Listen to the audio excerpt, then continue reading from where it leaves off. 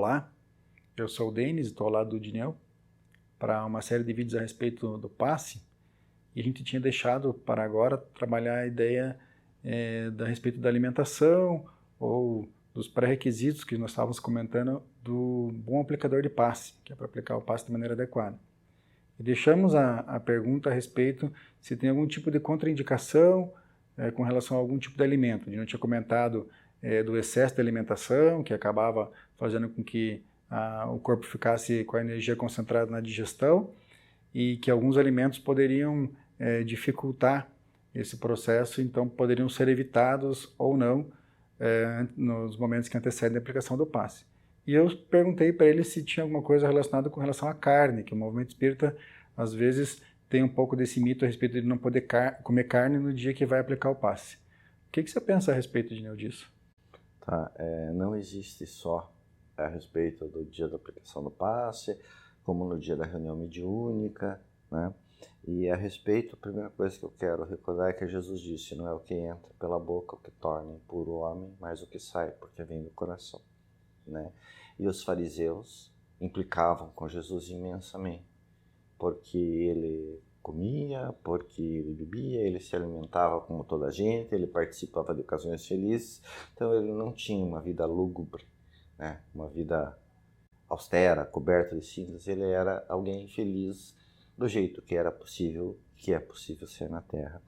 E a respeito disso, salvo engano, no livro Diretrizes de Segurança, o Raul Teixeira, ele aborda essa questão e ele diz que entre a pessoa ficar o dia inteiro se remordendo de vontade porque não comeu um bife, tá? Então se a reunião mediúnica é na hora do almoço, então ela que coma o seu bife com moderação na hora do almoço, porque vai ter tempo de fazer toda a digestão, e à noite, a hora que ela for para a reunião mediúnica, essa digestão já vai estar completada e não vai fazer uma diferença grande. Então realmente, eu creio que é uma questão de bom senso, de nós evitarmos, digamos, você não pode ser um glutão, entende? Teu estômago esteja lotado de comida e você vai medianizar, entrar em transe ou vai aplicar passe, né? Até porque se você faz isso realmente, você está tentando contra a saúde do teu corpo físico. Então, aquela coisa básica, se a reunião mediúnica vai ser logo na sequência, se alimente bem frugalmente e tal, mas se de repente é a tua alimentação na hora do almoço, claro que você não vai se entupir de coisa, não vai, né, ter uma alimentação extremamente pesada naquele dia, vai comer uma feijoada na hora do almoço para ir na reunião mediúnica à noite ou aplicar passe à noite, mas se alimente normalmente. Tenha bom senso, critério, não existe nada de místico e nem nada de mágico, né? E com relação ali à bebida alcoólica, e acho que no mesmo assunto o consumo do cigarro, que acho que tem talvez um pouquinho diferente o processo nesse sentido, né? Você tem uma opinião com relação a isso? Bom, a respeito de cigarro, não existe dúvida, entende, que faz mal declaradamente, sempre e muito, né? Não existe nada de bom nesse hábito, então, né, é algo a ser cortado, como o uso de pornografia, como tudo que desequilibra o físico e o psiquismo da criatura, entende? E quanto ao álcool, você deve ter muito critério, entende? Sei lá, por exemplo, você vai num casamento, ergue um brinde aos noivos, ok, você ergue um brinde aos noivos, entende? Mas entre uma taça que você levanta e você bebendo, adotar aquilo como um hábito na sua vida, entende? Uma coisa é não demonizar e outra coisa é você adotar para si, aquilo virar um hábito seu, tá? Então é uma coisa assim realmente de discernimento, tá? E tem algo também, eu queria que você me ajudasse nesse sentido, a ponto de causar lesão ou uma espécie de acúmulo de substância no perispírito, dizem algo nesse sentido, que quando você usa algum tipo de substância entorpecente, ou álcool, qualquer tipo de droga, ou cigarro, daquilo de alguma forma está impregnando o perispírito de substâncias que vão depois precisar ser higienizadas para não atrapalhar no processo do passe. Isso faz sentido ou não? Isso é ilusão? Veja, existe a ligação íntima, célula a célula, entre corpo espiritual e corpo material. Então, tudo que eu faço que é lesivo ao corpo físico acaba se refletindo de alguma forma no corpo espiritual. Da mesma forma que pensamentos e sentimentos, eles acabam repercutindo no corpo físico. Então é uma coisa assim de interação, né? E você pode desequilibrar fortemente sua mente e seu psiquismo com esse tipo de hábito, né? Então, daí serviria para as duas coisas, né? Para também os hábitos doentios com relação à maledicência, ao mau pensamento, à raiva. Então, tudo que é rotineiro também, mesmo de ordem moral, vai estar ali causando uma espécie de perturbação perispiritual que vai acabar se repercutindo no corpo físico e interferindo no processo do passe. Outra coisa a ser anotada que, digamos assim, haja uma descrição no modo de vestir, né? E até na forma de tratar as pessoas, entende? Claro que você vai ser acolhedor, você vai ser gentil, mas você nunca sabe o nível de distúrbio que alguém pode ter, né? Então, não que você deva, digamos assim, se cobrir da cabeça aos pés, né? Ai, não pode, bermuda, vai bermuda, vai chinelo, não é uma coisa disso, digamos assim, mas que não haja, digamos assim, nada de insinuante na sua pessoa, entende? Não precisa vestir branco, não precisa se ocupar da cor, nada, mas vista-se sobriamente, entende? Para não suscitar pensamentos negativos, você nunca sabe da fragilidade de alguém que está ali naquele momento, né? E justamente entra na mesma história, por isso que você não deve tocar a pessoa, né? E nessa linha também, digamos assim, de você não suscitar pensamentos malsãos ou de você não causar desconfiança na pessoa que está ali para tomar o passe, é aconselhável, digamos, que a sala não seja escura, entende? Normalmente se diz que os espíritos têm mais facilidade em manipular determinados fluidos quando não há uma luz direta, mas você pode colocar uma luz assim, digamos assim, um pouco mais suave, se for durante o dia puxar uma cortina para que fique uma leve penumbra, mas não deixar escuro, porque veja, você de repente nunca foi tomar passe, você chega lá num lugar estranho, entra numa sala e apagam a luz e tem gente atrás ou na frente de você, entende? Isso pode te gerar uma insegurança, então para que suscitar esse tipo de coisa, entende? Sempre fazer de uma forma discreta, suave, tranquila, inspirando confiança. Até a respeito disso, Dinão, tem duas orientações que a gente utiliza na casa espírita que a gente frequenta e que a gente pode sugerir aqui, ficando você livre para atender esse conselho ou não. A gente institucionalmente trabalha com a ideia de que quando vai aplicar o passo, vai fazer um atendimento fraterno qualquer, a gente nunca deixa um trabalhador sozinho dentro da sala no qual está acontecendo a atividade. Porque a gente não sabe qual que é a fragilidade da pessoa que está ali e nem o quanto aquilo pode causar um desconforto tanto institucional quanto para aquele que está exercendo a atividade quanto para aquele que está chegando. Então, assim, vai ter um atendimento fraterno. Né? Dá o exemplo, o Dineu vai fazer um atendimento fraterno qualquer. A gente pede para mais uma pessoa ficar na sala junto com ele.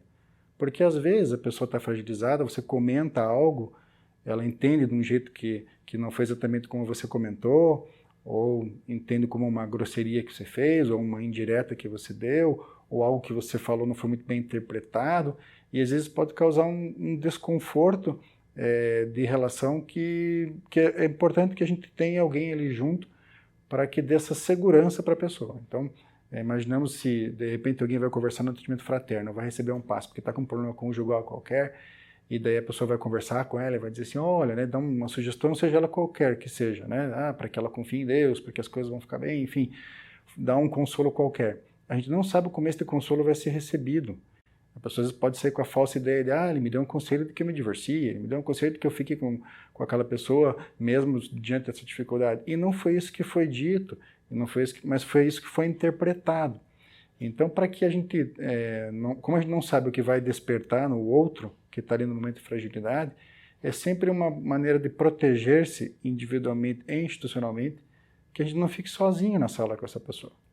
Tanto como uma proteção institucional, quanto até para a pessoa. Se a pessoa, de repente, vai levar um filho para tomar um passe e ela não se sente segura de deixar o filho entrar sozinho na sala, pode entrar junto, entra junto. Qual que é o problema? Então, que ela fique do lado ali, faça uma prece, acompanhe, quer ficar de olho aberto e ver o que vai acontecer? Pode ficar de olho aberto e ver o que vai acontecer. Não tem problema nenhum. Se isso faz com que ela se sinta mais segura, eu não vejo problema nenhum disso acontecer. Então, é um conselho assim, institucional, que a gente poderia seguir, que talvez isso pode não fazer efetividade nenhuma no momento da aplicação do passe, mas no meu entendimento ele pode ser muito relevante e muito efetivo à medida que deixa tanto o trabalhador quanto aquele que está indo receber o passe mais tranquilos, porque sabe que ele não vai acontecer nada de diferente, nada de místico, né? Não vai se dar nenhum conselho ali absurdo dentro da instituição espírita. A gente não sabe o que leva a pessoa lá, de repente ela acha que vai conversar com o espírito, o mentor dela, que o aplicador de passe vai dar uma comunicação mediúnica, dizer para ela o que ela vai fazer, o que ela não vai fazer. Então, embora isso não aconteça, a gente não sabe o que passa na cabeça que tá entrando da pessoa que está entrando pela primeira vez. De repente ela está esperando algo que a gente não tem o que oferecer, né? Ou a gente vai oferecer para ela não exatamente o que ela está indo buscar. Então, a gente, de alguma forma, deixando o processo mais claro e mais tranquilo para todo mundo, ele traz mais confiança e mais efetividade. Então, a gente trabalha com isso de maneira bem tranquila. Então, se a sala precisa estar um pouquinho menos escura, tudo bem. Se tiver que, né, olha, não quero ficar sozinho na sala, eu quero entrar com meu filho, tudo bem. A gente também aqui, além do aplicador de passe, tem mais uma pessoa na sala que vai ficar orando ali do lado, sem problemas, sem problemas. Então, não há nada que dificulte, desde que esteja ali para contribuir de maneira positiva, para trazer confiança e segurança para o processo. Nessa linha, Denis, lembrando que é preciso que nós tenhamos cautela, né? Mas que a regra nunca deve ficar acima da caridade, né? É preciso que haja compaixão. Então, nós temos o dia do passe e tal, mas se tem alguém que precisa de passe num dia que não é um dia de passe, tá na casa ali, por que não?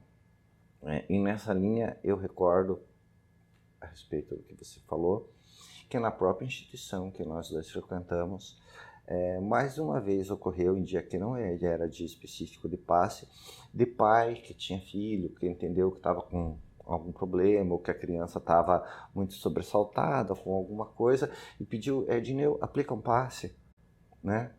Daí eu disse, não, ok, tal. Daí o pai fez menção de sair da sala. Eu disse, não, por favor, fique. Ele disse, não, Edneu, imagine, eu confio plenamente em você. Eu digo, agradeço a sua confiança, tá? Mas eu peço que você fique. Eu não acho assim que seja prudente você ficar sozinho na sala com uma criança. Não porque eu vá fazer nada de errado. Graças a Deus não tenho essa loucura, né? Mas veja, a criança pode interpretar errado. De repente, você coloca as mãos. Aí ela vai na escola, ela comenta, eu estava no centro que meu pai frequenta e eu fiquei sozinho com um homem e ele colocou a mão sobre mim. Não vai entender que colocou a mão distante, entende? Daí surge uma ideia que pode crescer e pode virar um monstro, tá? Previna-se. Não custa nada. Como disse Jesus, manso como as pombas e prudente como as serpentes, tá? Então, ter cuidado a respeito do que se vai fazer, né? Não é uma questão de presumir o mal no próximo, mas é que pode ter mal entendido, né? Então, para que se a gente pode prevenir? E com relação, Guilherme, àquela parte o terceiro componente do processo do passe, a gente falou daquele que vai receber, daquele que está aplicando, e tem a parte do plano espiritual. Quanto melhor ou mais fácil a gente deixar para o plano espiritual a tarefa que cabe a ele, melhor é o processo do passe. O que a gente pode fazer para deixar, né, o ambiente preparado ou a atividade mais efetiva para que o plano espiritual possa manipular as energias ali e injetar, né, e fazer a transmissão fluídica para aquele que está necessitando? Tá. Primeira coisa que eu acho digamos que haja uma pequena preleção antes. A gente não precisa ser uma palestra gigante, 1 hora, tal, mas que haja uma conversa prévia, alguém que lê um texto do Evangelho e se cuide para que o que vai ser lido, lembrando que se ali estão pessoas doentes, estão pessoas sofridas, pessoas que buscam consolo, o Espiritismo é um consolador prometido, entende? Então, cuidar para ler alguma coisa assim que realmente eleve o moral, que dê esperança, entende? Não vá falar de desgraça, não vá tirar por menos a dor dos outros, entende? Tenha um falar que seja empático. O Espiritismo é cheio de esperança. Vamos falar de coisas positivas, que as pessoas tenham Esperamos, claro que não vamos prometer maravilhas, milagres, mas ter cuidado com o que você fala com alguém que de repente está numa situação delicada. Quanto ao ambiente do passe em si, né, que os passistas entrem um tanto antes, orem, se aclimatem, fiquem em processo de comunhão com o plano espiritual, formando uma psicosfera saudável. E eu creio que nisso pode entrar, considerando que o Espiritismo não tem atavios, que nós evitemos coisas como incenso, imagens. O Espiritismo não tem esses atavios, né? Nós respeitamos profundamente as religiões que lançam mão disso e podem ser importantes ferramentas psíquicas, só que a proposta do Espiritismo é outra, não é que a gente queira ser diferente, nós somos, digamos, os diferentões, nós não temos ladainhas, nós não temos isso, nós não temos aquilo, porque nós somos especiais. Não, nós não somos especiais. A proposta da doutrina espírita é o que a gente tem para oferecer, é uma crença raciocinada. Então, realmente não existe essa questão da materialização, entende? De você colocar a imagem, de você achar que se você colocar uma imagem lá, aquilo vai te proteger. Para quem acredita, tudo bem, usa na sua casa, mas no centro espírita nós não temos esses atavios. É o que a gente tem para oferecer. Não que nós sejamos melhores por sermos diferentes. É a proposta. Tá? Quem vem buscar o Espiritismo vai encontrar isso. Com relação, só uma última observação com relação a essa coisa do espaço, né? A gente fala assim que a casa espírita tem um ambiente adequado, né, para aplicação do passe por conta, né, da energia que está ali naquele local. É importante ressaltar que não é a coisa material que ela é passível de gerar uma energia positiva ou não, para a gente não estar colocando na matéria, na imagem ou num objeto qualquer esse poder de transmitir boas ou más energias. O uso que se dá no local e o resultado do fluido das pessoas que o frequentam, quer encarnados ou desencarnados, que vão dar esse caldo fluídico para que isso se dê. Então eu costumo comparar, por exemplo, com um copo que você tomou café. Você tomou um copo de café e fica um pouquinho do café no fundo, e aquele café seca. Quando você vai tomar uma água, não é que o copo tenha o gosto do café, né? É o café que está impregnado ali, à medida que você vai lavar e passar uma água, aquele gosto vai sair e o copo vai ter, né, a característica que ele tem, que é gosto nenhum. Então, se eventualmente você está num local, vamos dizer assim, vamos pensar num imóvel que tenha sido por muitos anos um local de prostituição, por exemplo. O local tem ali uma psicosfera específica sobre a sexualidade. E a partir daquele momento, né, aquele imóvel passa a ser um hospital, ou uma casa espírita, ou qualquer outra coisa, não é que aquele imóvel tem um ambiente, uma energia específica. É que o resultado de todos aqueles que frequentaram, pensaram e agiram ali, geraram um caldo psíquico, né, que resultou naquele ambiente, naquela psicosfera. À medida que as pessoas vão frequentando, vão tendo outras ideias ali, vão pensando, vão sentindo outras coisas, vai substituindo aquela energia e aquele local vai tendo uma outra psicosfera. Então, à medida que você vai tomando água, né, ou vai lavando o copo, ele vai tendo, né, um outro nível de limpidez. Por isso que a gente diz que o local mais adequado é o centro espírita, o centro espírita tem, né, tem um fluido ali para oferecer de melhor qualidade do que de repente aplicar o passe em outro lugar. Mas não é porque o espaço físico ou a matéria que foi capaz de gerar energia. É o resultado, né, o que foi feito ali dentro daquela instituição que gerou aquele caldo psíquico. Então, para que a gente tire, né, o poder de dar para as coisas, para os amuletos, né, ou para as coisas que você entende que é de sorte ou que está impregnada de boas energias. Ele está impregnado de boas energias se você utilizar bem aquele instrumento. A medida que você usar mal, ele vai impregnar das energias inerentes daquele uso que você está dando. Tá? Então, para a gente facilitar o trabalho do plano espiritual, a gente precisa bem proceder, bem pensar, bem agir naquele local para que a gente deixe, né, um caldo fluídico adequado para, no momento do passe, eles usarem os melhores fluidos que tem naquela região. Tá? Então, fica esse recado do vídeo de hoje. A gente convida você para estar conosco nos nossos próximos vídeos, agradecendo a sua companhia até aqui, falando a respeito do passe espírita. Nosso muito obrigado.